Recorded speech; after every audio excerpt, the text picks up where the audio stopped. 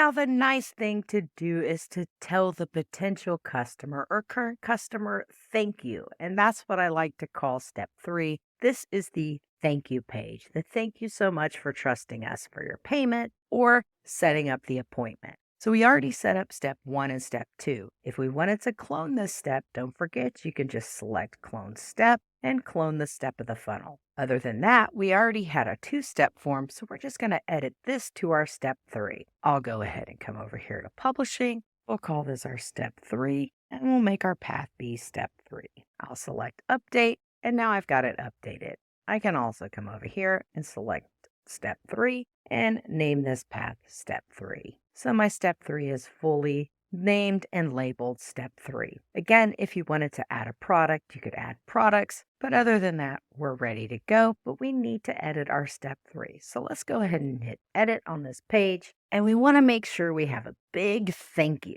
One of the favorite things I like to add is this custom value right here. It's squiggly contact dot first underscore name. You're going to want to remember this because we use this a lot inside of emails, inside of funnels, inside of websites. This customizes the potential lead or customer's experience. People like to see their name. So when they fill out the form, this is going to pull the name that they put on their form, and it's going to say, you're all set. It's got this thank you and a picture of the team, something reassuring them. Now, there's some other things that you can do too as well on a step three, especially if you're doing courses or products or things you want to educate your potential customer about. Another option would be to add a video. And I strongly recommend recording a video about your products or service. Maybe it's you, the owner, telling them thank you so much for your purchase. We're looking forward to hearing from you. Or it could be what's next,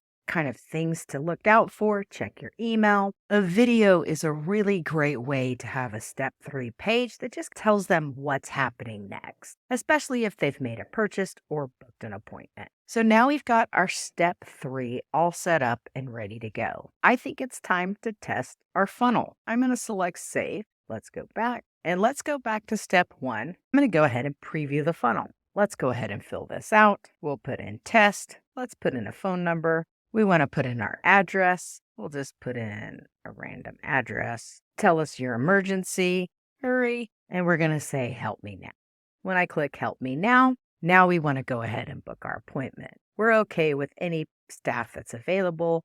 So we'll go ahead and book the appointment. On your step two, when you set up your appointment calendar, you want to make sure that you select your appointment calendar. And on the button, what happens when they book the calendar, we want to make sure that we take them to the next step. Once you do that, your calendar is set and your step two is ready to go. We're going to go ahead and put in our name. We'll select test. Be sure to check out the forms and surveys. So when you set up your form, it automatically fills. That's called setting it to sticky. Let's go ahead and book our meeting. We'll take the next available appointment. We'll go ahead and schedule our meeting, and look what it brought us to. Our step three, you're all set. Test, that was the name I put in. One of our plumbers will be calling you back to confirm they're on their way to help you with your emergency. Thanks, Test. We'll be there to help as quickly as we can. What a great step three. I'm looking forward to hearing from these guys to come and help me with my plumbing problem. So setting up a step three to thank someone really gives them that appreciation. Also sets the tone to the upcoming appointment.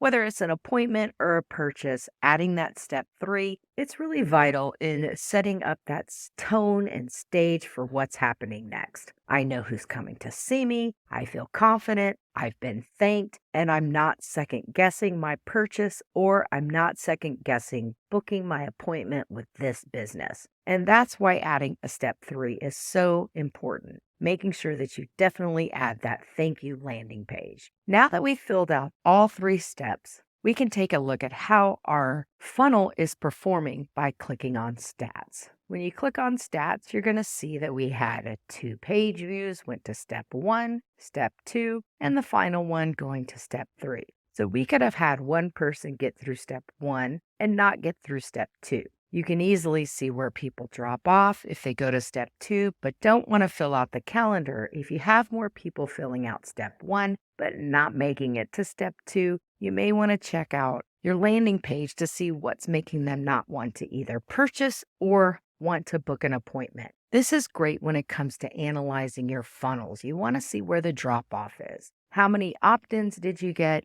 Did you get any sales if you added any orders to it? One-step or two-step order form, and then any earnings on the page, which will show your orders. So you've got your steps 1, 2, and 3. You've got your stats, you've got your sales, and then you've got your settings. And don't forget, this is where you'll want to add that domain to your funnel or that subdomain by going into settings, integrations, and domains to add the domain. If you need to learn more how to add domains, visit the website training so you can learn how to set up and add your domain to your funnel page. And if at any point you want to go in and find your funnel again, you can either search it, you can create a folder for your funnels, or you can set a whole new funnel up.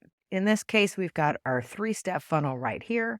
I'm going to select it, and now I'm in. Another thing that you can do is if you want to change steps or add new steps, it's so easy to drag and drop your steps around, and you can even duplicate or clone the funnel. If this funnel was performing really well, just click on the 3 dots. You can edit it, clone it, move it to a folder, or delete it. And when you clone it, it just copies the same exact funnel so you can have it all over again and go in and make those minor tweaks and changes that you want for your next promotion or what it is that you're offering. When a funnel is performing really well, I think it's a good idea to clone the funnel that's working well so you can continue to have the same great performing funnels as you continue to add more funnels. And that's how you set up a 3-step funnel. Now keep in mind, you can continue to add more and more funnels, but the idea of a funnel is to keep it short and sweet and don't lose your potential leads' attention. Whatever you do, the goal is to get them through